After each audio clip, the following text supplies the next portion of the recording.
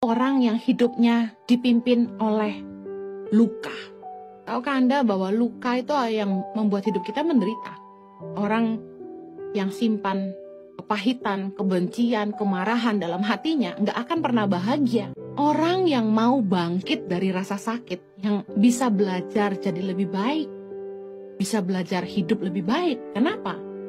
Karena waktu kita dilukai, kita punya dua pilihan. Kita mau terpuruk karena luka, atau kita mau bangkit karena luka.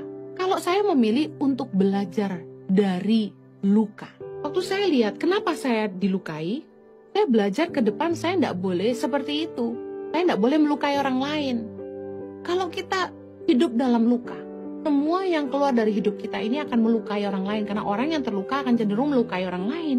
Ibrani 12 ayat 15 bilang gini, jagalah supaya jangan ada seorang pun menjauhkan diri dari kasih karunia Allah, agar jangan tumbuh akar yang pahit, yang menimbulkan kerusuhan dan mencemarkan banyak orang. Dari satu orang yang terluka itu bisa melukai banyak orang. Karena apa yang keluar dari hati yang sakit tentu segalanya tuh pahit. Efesus 4:31 bilang gini, segala kepahitan, kegeraman, kemarahan, pertikaian, dan fitnah hendaklah dibuang dari antara kamu. Demikian pula segala kejahatan.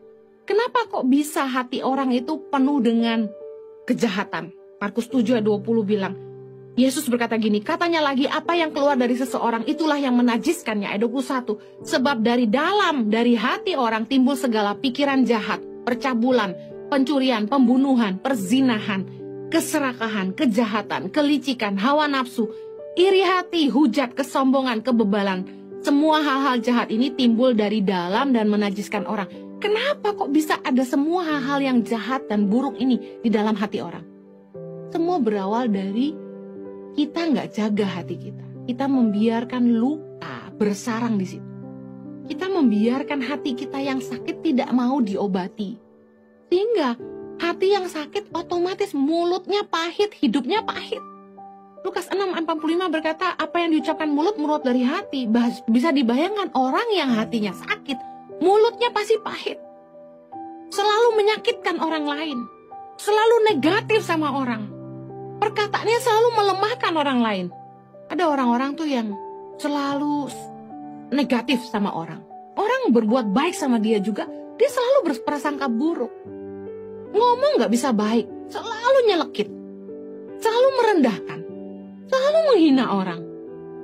Ada orang-orang tuh yang perkataan mulutnya tuh gak berguna sama sekali. Ingat, semuanya berasal dari hati. Hidup kita tuh mau baik gak baik, itu dari hati. Hanya Amsal 4 ayat 23 berkata, jagalah hatimu dengan segala kewaspadaan.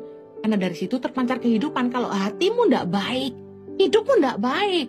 Kalau hatimu pahit, marah, geram, benci, yang keluar semua segala yang jahat. Kita akan melukai banyak orang di sekitar kita, bahkan orang-orang yang baik sama kita.